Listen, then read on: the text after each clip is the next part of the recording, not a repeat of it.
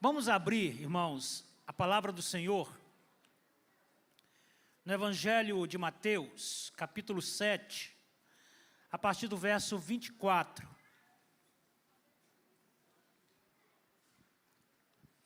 O tema da mensagem de hoje é construindo a nossa fé em fundamentos sólidos. Nós vamos ler do verso 24 até o verso 29.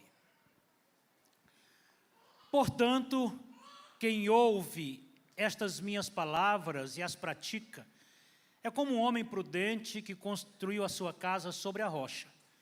Caiu a chuva, transbordaram os rios, sopraram os ventos e deram contra aquela casa, e ela não caiu, porque tinha seus alicerces na rocha.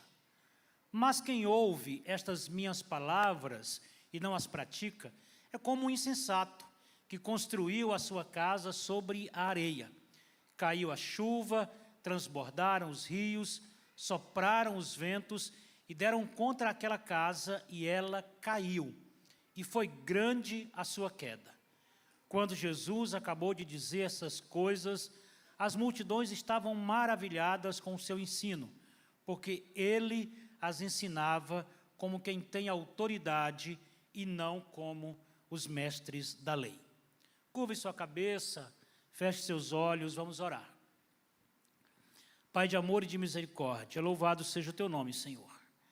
Muito obrigado, ó Deus, porque a tua palavra é viva, porque, ó Deus, ela é rica, e nós a amamos, ó Deus, por causa disso, porque ela é luz para o nosso caminho, ela nos exorta e ela nos encaminha, ó Deus, na nossa vida espiritual. Muito obrigado. Queremos te pedir que o Senhor fale ao nosso coração, que o Senhor use cada uma das palavras que serão ditas hoje à noite, que sejam unicamente para glorificar o teu nome, mas também para edificar, ó Deus, as nossas vidas e dos meus irmãos que estão presentes aqui e também aqueles que acompanham a transmissão pela internet. Muito obrigado, Senhor, pela tua palavra. Nos abençoa. É o que nós te pedimos, no nome de Jesus. Amém. Essa passagem bíblica que nós acabamos de ler, ela está inserida no Sermão da Montanha. No Sermão da Montanha, Jesus reafirma a sua autoridade como Senhor e Salvador das nossas vidas e também nos orienta sobre o nosso comportamento como cristãos regenerados e em processo de santificação. O livro de Mateus dedica 3 capítulos ao Sermão da Montanha, os capítulos 5, 6 e 7. Jesus prega para uma multidão diante do mar da Galileia. Ele sobe numa montanha e começa a falar do seu amor, começa a falar da sua vida, começa a ministrar ao coração daquelas pessoas que saem dali, como diz o texto que nós acabamos de ler, maravilhadas. São pelo menos 19 assuntos que Jesus trata no Sermão da Montanha. Ele fala, por exemplo, sobre as bem-aventuranças, ele fala sobre homicídio, e ele amplia esse conceito do pecado de homicídio. Ele diz assim, olha, lá no Velho Testamento, na lei, diz que não matarás. Eu, porém, digo, se você se irá contra o seu irmão, você já cometeu homicídio. Ele também fala sobre adultério, por exemplo. Ele diz assim, olha, não adulterarás, mas se você apenas olhar com um olhar malicioso, você já está cometendo adultério. Jesus também, no Sermão da Montanha, ele fala sobre o amor, ele fala sobre a vida, o amor ao próximo. Nesse capítulo 7, por exemplo, ele nos adverte sobre o perigo de nós julgarmos outras pessoas. Ele diz assim, olha, se você tem que apontar o dedo para outra pessoa, e você primeiro retire o cisco do seu olho, uma trave que está no seu olho, antes de você julgar outra pessoa. Também no Sermão da Montanha, ele fala sobre a importância de nós amarmos, darmos e recebermos amor. E ele faz uma comparação interessante. Ele diz assim, qual de vocês, se seu filho pedir pão, lhe dará uma pedra? Ou se pedir peixe, lhe dará uma cobra? Aí ele alerta, Se vocês, apesar de serem maus, sabem dar boas coisas aos seus filhos, quanto mais o Pai Celestial de vocês, dará coisas boas aos que lhe pedirem.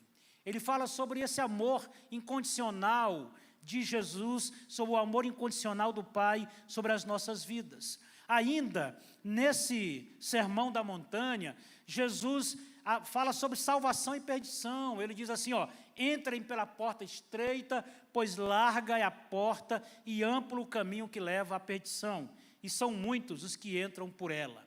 Ele fala sobre essa possibilidade que nós temos de entrar no céu por uma porta mais estreita, porque caminho e apertado é o caminho que leva à vida, e são poucos os que entram por esse caminho. Jesus ainda, nesse sermão, ele adverte sobre os falsos profetas e sobre produzir frutos que reflitam a verdade em vez da mentira. E ele dá uma sentença muito perigosa para quem não segue a Jesus. Ele diz assim, nem todo aquele que diz, Senhor, Senhor, entrará no reino dos céus. Ele estava falando para o povo, mas ele também estava falando para os religiosos da época. Estava falando para os fariseus e para os saduceus.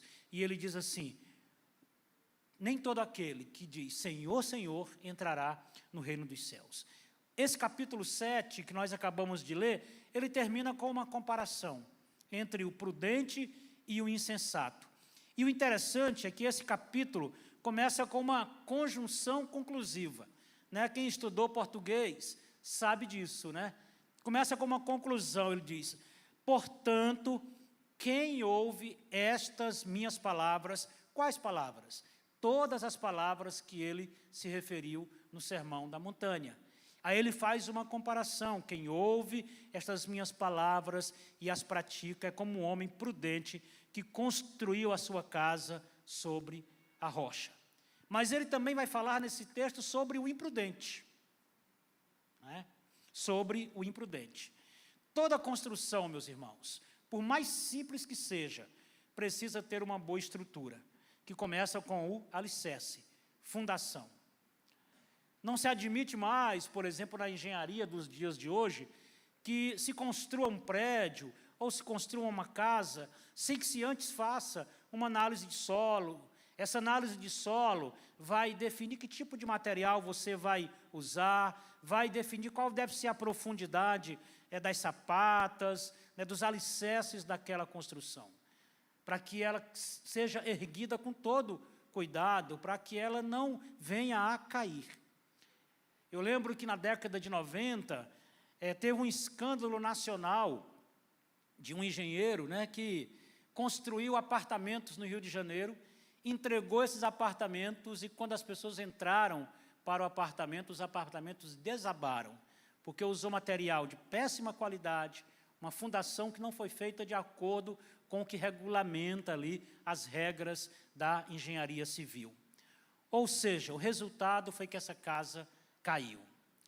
Ao fazer essa comparação, irmãos, Jesus está usando de muita sabedoria e de uma condição óbvia, para nos ensinar algumas verdades que podem fazer toda a diferença na nossa caminhada com Cristo e como discípulos dele. Nós estamos no processo de caminhada com Jesus. Nós andamos com Jesus todos os dias, e ele também anda conosco todos os dias, porque nós somos discípulos. Um discípulo sempre acompanha o seu mestre. Por isso, Jesus nos orienta a termos uma vida centrada na vontade dele, centrada no fundamento que é o próprio Jesus Cristo. E é sobre isso que eu queria falar com os irmãos hoje à noite. Queria tirar pelo menos 3 lições importantes acerca dessa passagem que nós acabamos de ler. A primeira delas é: a nossa vida espiritual está sujeita a tempestades.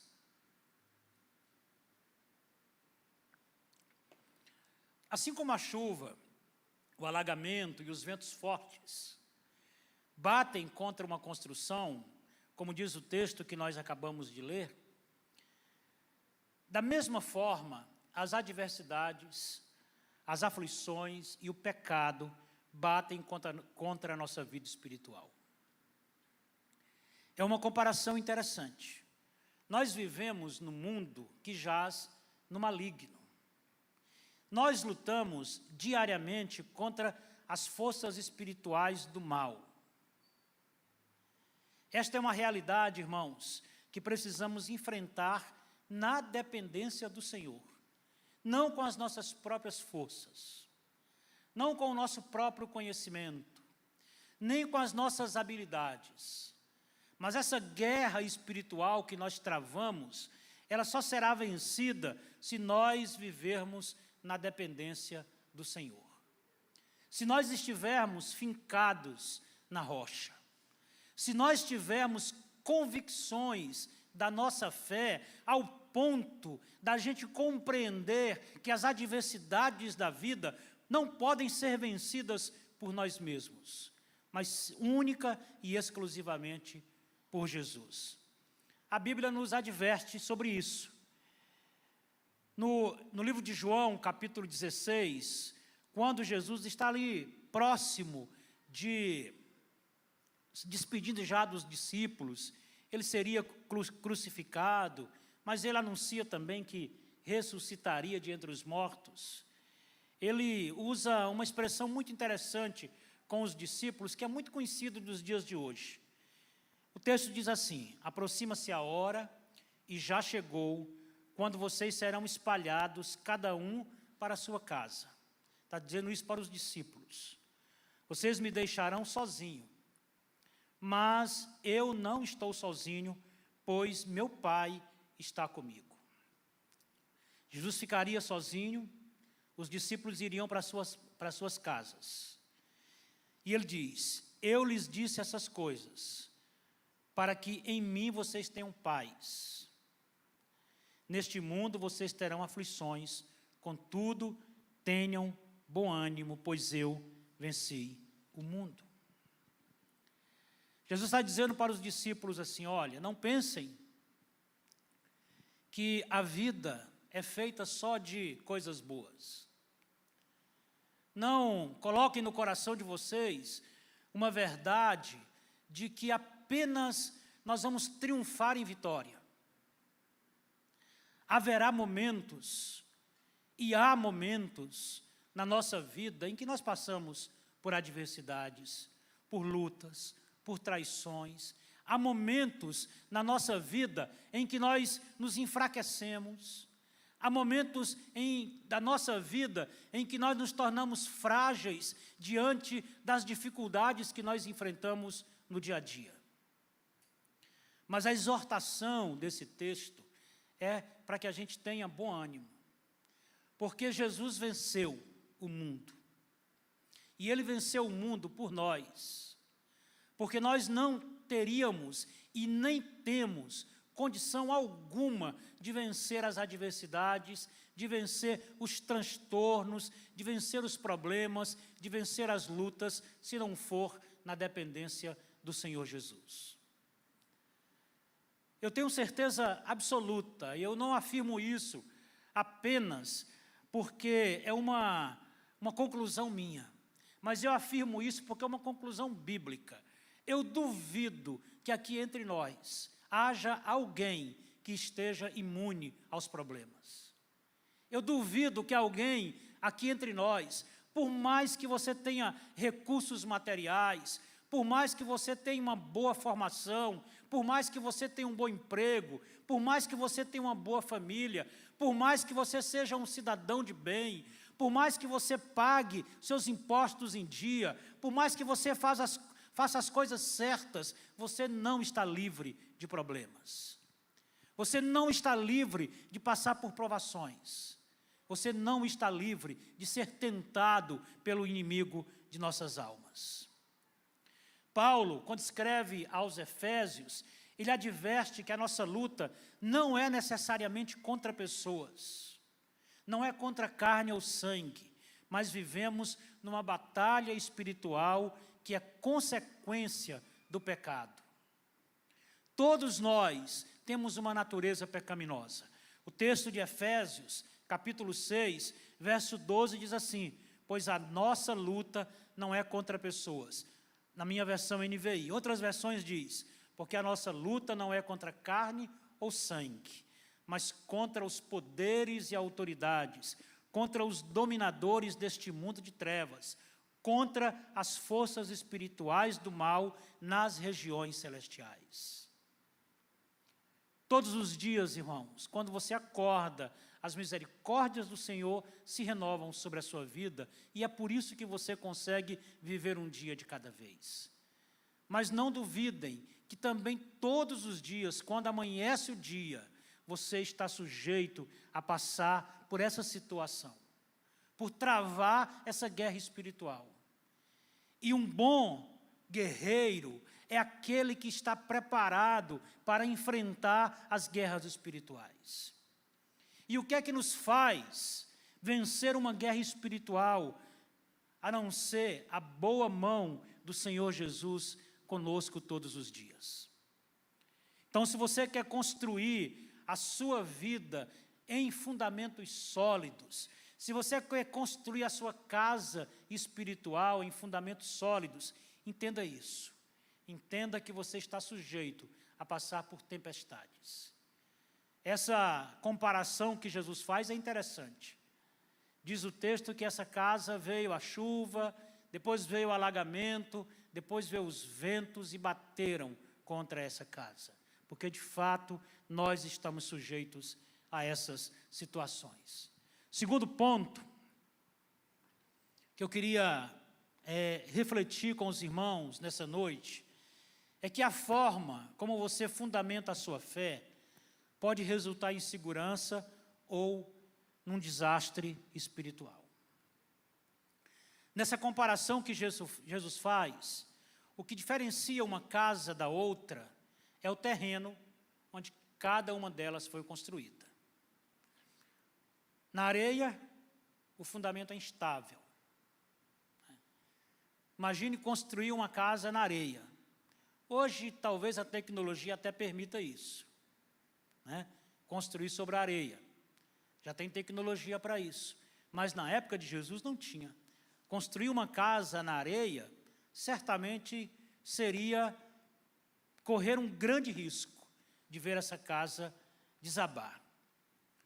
Na areia, o fundamento é instável e não resiste às intempéries.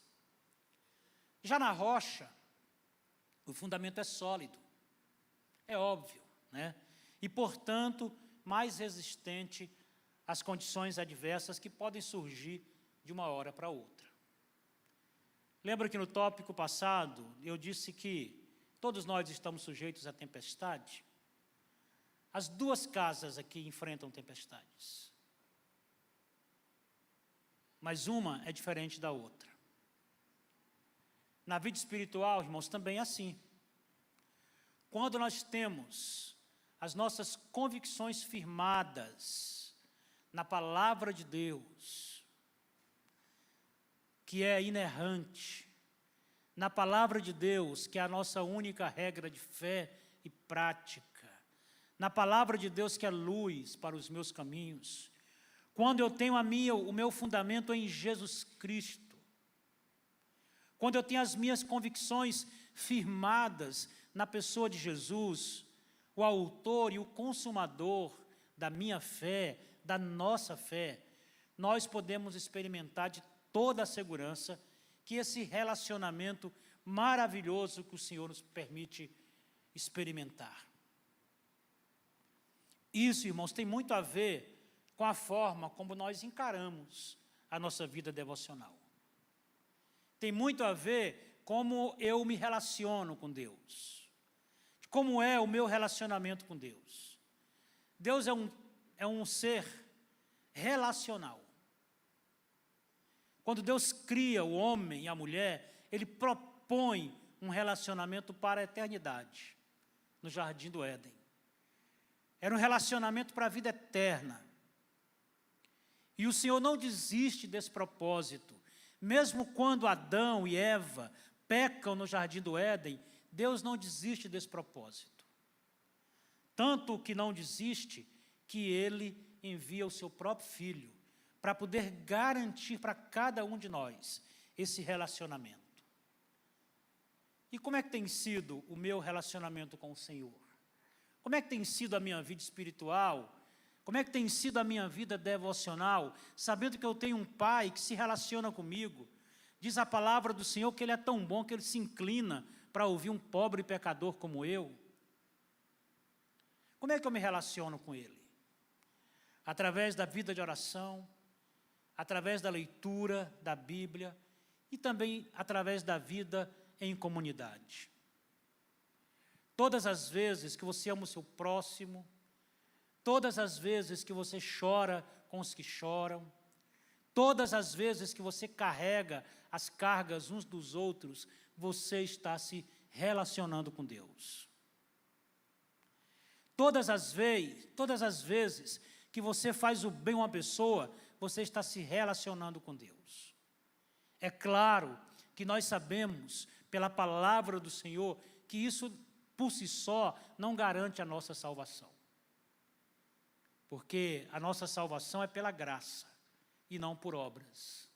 Mas o Senhor nos ensina a fazermos boas obras, a amarmos os outros. E isso é relacionamento com Deus. A Bíblia é muito clara, irmãos, claríssima, sobre como devemos firmar as nossas convicções. Texto de 2 Coríntios, capítulo 5, 7, diz assim: porque vivemos por fé e não pelo que vemos.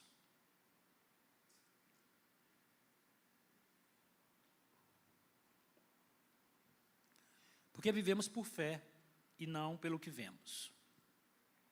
Eu acho interessante esse versículo, porque muitas vezes nós costumamos viver pelo que nós vemos. Aliás, o ser humano é assim. Ele toma decisões muito pelo que ele vê do que pela fé, é ou não é?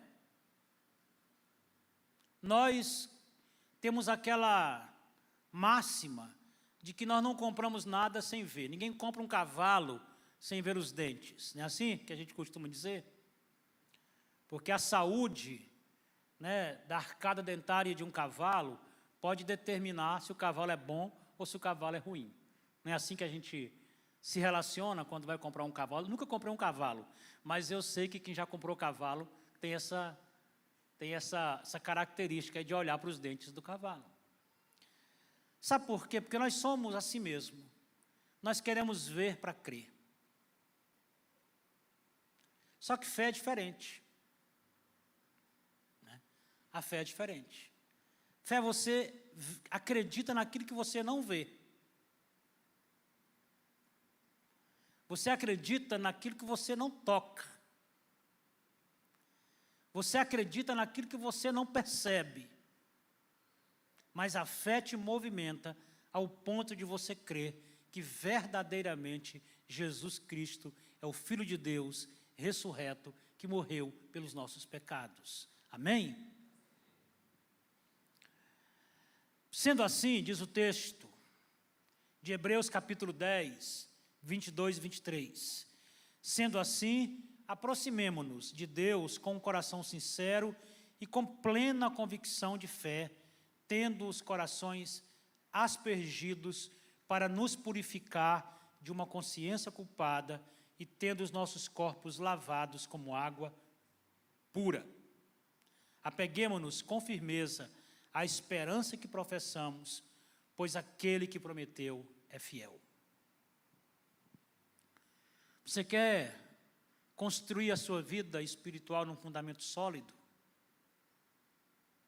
Apegue-se com firmeza à esperança que nós professamos. E qual é a esperança que a igreja do Senhor professa? Qual é a esperança que nós temos? De que um dia nós iremos ver a face de Jesus. Nós iremos contemplar Jesus. Nós iremos tocar em Jesus. Nós iremos viver a vida eterna. Então, pensando nisso, nós temos que entender que nós precisamos construir a nossa vida espiritual nesse fundamento, que é o próprio Jesus Cristo. No livro de Efésios, capítulo 5, dos versos de 15 a 17, Paulo adverte sobre essa construção em terreno instável, no lugar onde pode cair. E ele diz assim: tenham cuidado com a maneira como vocês vivem. Eu acho interessante isso. Tenham cuidado com a forma como vocês vivem. Que não seja como insensatos, mas como sábios, aproveitando ao máximo cada oportunidade, porque os dias são maus. Os dias são maus. Portanto, não sejam insensatos, mas procurem compreender qual é a vontade do Senhor. Quantas vezes, irmãos, nós perguntamos para Deus qual é a vontade dEle? Será que todas as vezes que nós precisamos tomar uma decisão, a gente faz isso? Ou será que a gente relativiza? Não, o Senhor já sabe, então eu vou meter a cara aqui. E muitas vezes a gente mete os pés pelas mãos. Sabe por que a gente faz isso? Muitas vezes, é porque os nossos fundamentos estão querendo tremer. É porque os nossos fundamentos estão querendo trincar. É porque as minhas convicções, que são firmadas em Jesus Cristo, começam a querer se desviar. É porque um vento de doutrina chega e bate contra a minha vida espiritual. É porque uma heresia vem e bate contra as minhas convicções. É porque o ensinamento falso chega para mim como se fosse verdade e eu me aproprio muitas vezes de uma mentira para justificar a minha vida. A gente precisa tomar cuidado com a maneira como nós vivemos, com a forma como eu cuido da minha vida espiritual. Nós cremos, nós os batistas, cremos que uma vez salvo, salvo para sempre. Não é assim que nós cremos?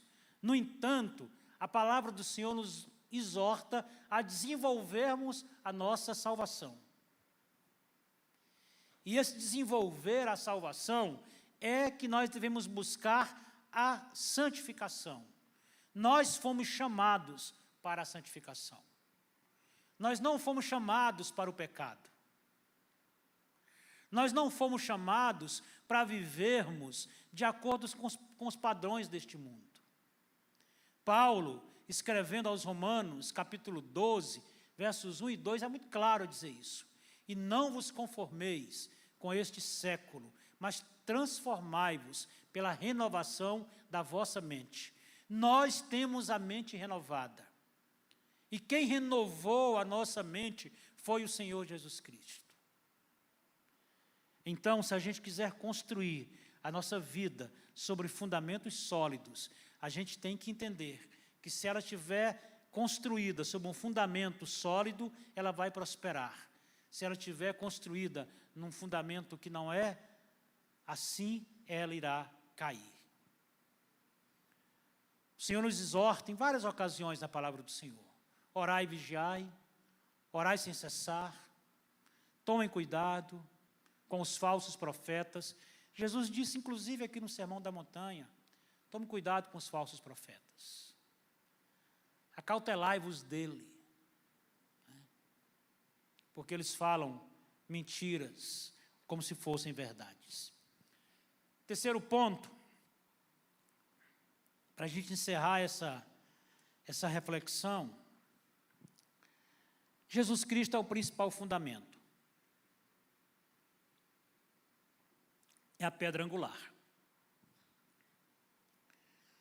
Vejam que a casa, nessa história que nós acabamos de ler aqui, contada por Jesus, a casa que resistiu à chuva e aos ventos, foi construída sobre a rocha. Já dissemos isso aqui. Com base nisso, nós precisamos fazer perguntas retóricas, mas necessárias na nossa vida. Quem é o principal fundamento da nossa vida espiritual? Essa é uma pergunta que nós temos que fazer todos os dias. Quem é o principal fundamento da minha vida espiritual? Onde a minha vida espiritual está fundada? Qual é o alicerce que eu tenho? Outra pergunta que eu preciso fazer é onde a nossa fé está firmada. Onde é que eu firmo a minha fé? Onde é que eu coloco a minha fé? Eu tenho colocado a minha fé em Jesus Cristo? Ou eu tenho colocado a minha fé em mim mesmo? Ou eu tenho colocado a minha fé no paganismo? Ou eu tenho colocado a minha fé, em outras entidades que existem mundo afora? Só para os irmãos entenderem o contexto, na época de Jesus, as construções, além de um bom fundamento, tinham as paredes erguidas com pedras. Era um modelo de construção da época. Essas pedras, elas eram sobrepostas até formar as paredes, que por sua vez eram sustentadas por uma pedra maior, que fazia uma espécie de amarração dos ângulos. Ou seja, estava aqui a pedra, uma parede, outra parede, a pedra angular aqui para sustentar essa construção. Jesus é a pedra angular da nossa vida, Ele que nos sustenta. Ainda hoje, por exemplo, se alguém aqui trabalha com construção civil, vai entender o que eu estou dizendo aqui. Quando você vai construir uma casa, e você vai iniciar o levante das paredes, claro que você já fez a fundação, quando você vai iniciar o levante das paredes, via de regra, o pedreiro começa a construir as paredes pelos cantos, é ou não é? Dificilmente você vai ver um pedreiro começar a levantar a parede do meio da... não, ele vai nas extremidades. Por que ele faz isso, irmãos? Ele faz isso porque ele precisa ter uma noção de alinhamento da parede. Ele precisa entender que aquela parede precisa seguir ali uma linha, e ela não pode ir nem para um lado, nem para o outro. Por isso, e também porque essa parede tem que estar amarrada nos cantos, para melhorar a sua sustentação. É assim. E aí, a gente precisa entender que na nossa vida espiritual, irmão, é mais ou menos a mesma coisa. Nós estamos em construção, nós estamos em obra, nós estamos sendo construídos todos os dias. E que tipo de material eu estou usando para construir a minha vida espiritual? Que tipo de técnica apropriada eu tenho usado para que a minha vida espiritual não corra o risco de ter alguma situação de se quebrar, de cair, de entortar? Por que eu tenho que fazer isso? Eu preciso fazer isso, irmãos, entendendo que o construtor da minha vida é Jesus Cristo. É Ele quem constrói a nossa vida. Deixa eu dizer uma coisa para você. Não foi Jesus que entrou, aliás, não foi você que entrou na história de Jesus. Foi Jesus que entrou na sua história para mudar a sua vida. A nossa sentença já estava decretada. O salário do pecado é a morte. A morte para a morte eterna. Mas o dom gratuito de Deus é o quê? É a própria vida eterna. Então a nossa vida, ela deve estar fundamentada em Jesus. O salmista usa uma expressão interessante. O pastor Francisco Helder gosta de usar ela aqui. Rocha nossa e Redentor nosso. Deus é a nossa rocha e é o nosso Redentor. Ele é um Deus inabalável, onde podemos fincar a nossa vida, as nossas convicções, aquilo que nós pensamos. A Bíblia reafirma essa verdade em vários textos. Queria destacar alguns deles aqui. O primeiro deles está em Isaías, capítulo 28, verso 16, que diz assim: Por isso, ó soberano Senhor, eis que ponho em Sião uma pedra já experimentada, uma preciosa pedra angular para alicerce seguro.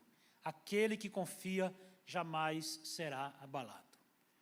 Palavras do profeta Isaías a respeito de Jesus Cristo, a pedra angular.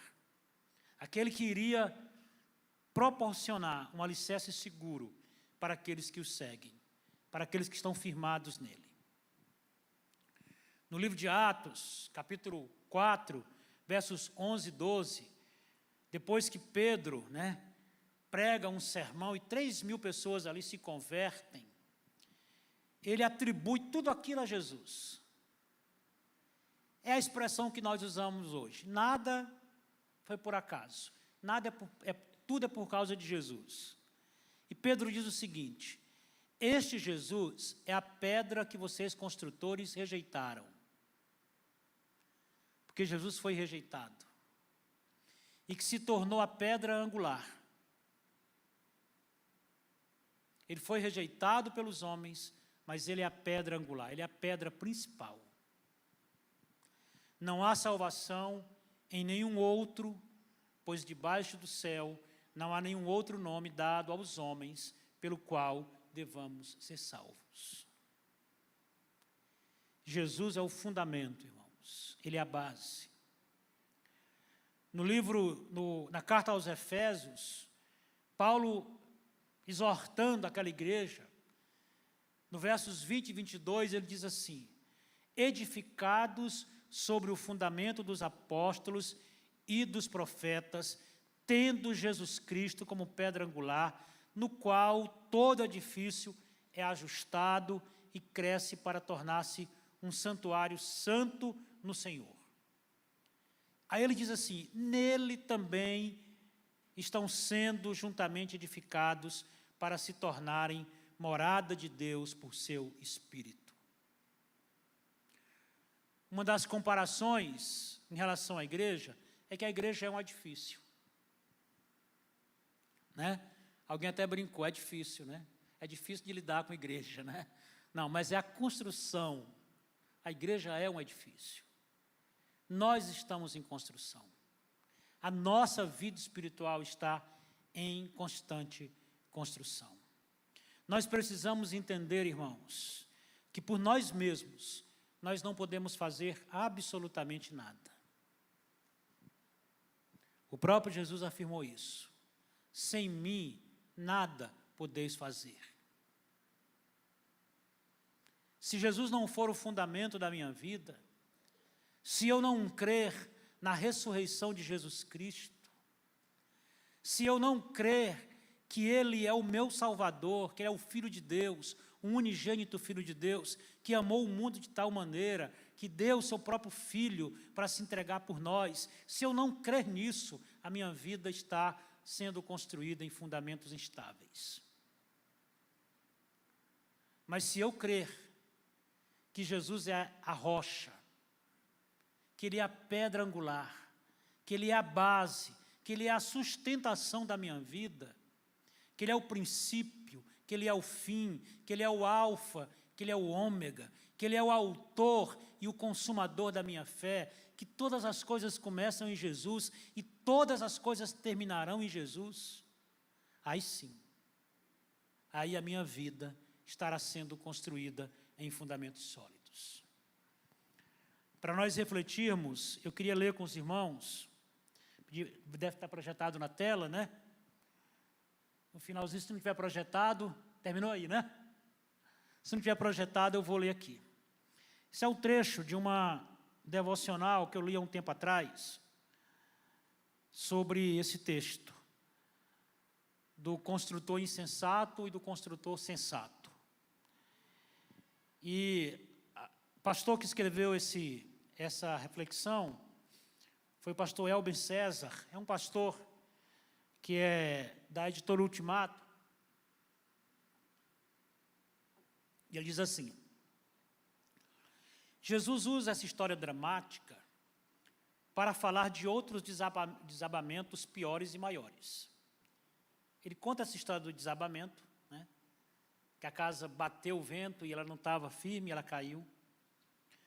Todo aquele que trava conhecimento com Jesus, ouve as suas palavras, encanta-se com elas, mas não vai além, é como o homem que constrói uma casa sem alicerce, sobre algum lixão por aí afora. Quando a adversidade, o imprevisto, as tempestades do sofrimento, da enfermidade e da morte batem contra a sua superficialidade religiosa, o edifício da fé desmorona por completo. Isso é muito interessante nós refletirmos sobre isso. Se nós ouvirmos a palavra do Senhor, se nós muitas vezes ficamos impressionados com o que a palavra do Senhor diz o texto que nós acabamos de ler, que depois que Jesus falou tudo isso, as pessoas que estavam ali ouvindo ficaram maravilhadas com ele, porque ele falava com autoridade e não como os mestres da lei.